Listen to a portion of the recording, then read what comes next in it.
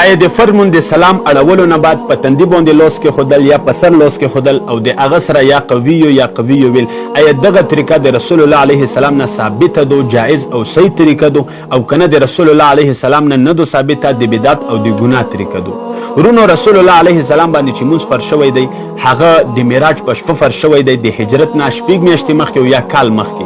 د هغه نه بعد رسول الله علیه السلام هجرت کړی دی مدینې ته، په مدینه کې 10 کاله تیر کړي، 10 کاله رسول الله علیه السلام مونځونه کړي دي.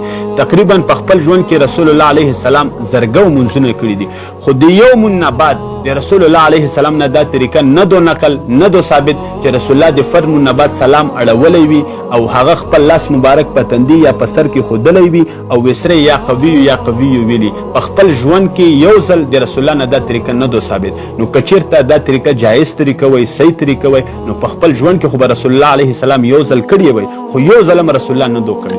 د هغه نه بعد خلیفه ابوبکر، بیا عمر، بیا عثمان، بیا علی، دا خلفاو د اسلام. رسول الله علیه السلام موږ ته امر کړی چې تاسو د دې تابعداري وکړئ.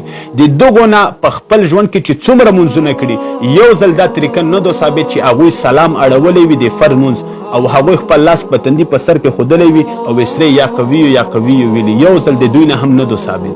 همدغه شان د لکو صحابه کرام دي، د یو صحابي نه دا طریقه نه دو ثابت. نو ای وروره هر هغه کار چې مونږ دین ګڼو او د عبادت په نیت یې کوو او هغه رسول الله علیه السلام نه کړی او مونږ یې کوو، نو دې ته بدعت ویلی کېږي. په دې کور کولو سره الله رب العالمین انسان ته عذاب ورکوي.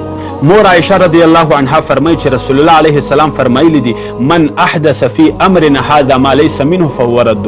هر هغه کار چې څوک دین ګڼي او د عبادت په نیت یې کوي خو لیس علیه امرنا، په هغه کار باندې د رسول الله علیه السلام د طرفه نه قول وي چې صحابي ته ویلي چې دا کار وکړه، دا هم نه او نه یې فعل وي نه یې خپله کړی، فهو رد. دغه کار کول بدعت دی.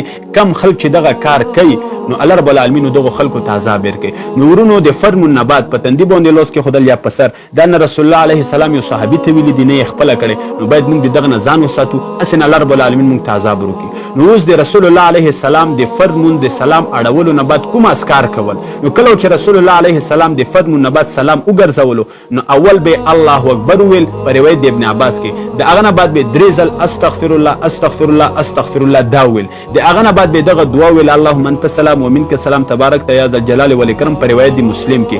د هغه نه بعد رسول الله علیه السلام نور اذکار نقل دي اللهم اعني على ذکرک وشکرک وحسن عبادتک. همدغه شان د آیت الکرسی ته نقل دو، اخرنی 3 سورتونه ته نقل دي. همدغه شان د سبحان الله الحمدلله الله اکبر 33 ځل ویل او د هغه په اخره کې لا اله الا الله وحده لا شریک له د دعا ویل. نو دا د رسول الله علیه السلام نه ثابت نو باید موږ هغه کار وکړو چې د رسول الله نه ثابت وي، رسول الله کړی، صحابي ته ویلي چې دا وکړه، نه دا چې موږ هغه کار وکړو چې نه رسول الله کړی نه صحابه کرامو کړی، په هغه کار باندې بیا الله رب العالمین موږ ته عذاب ورکوي.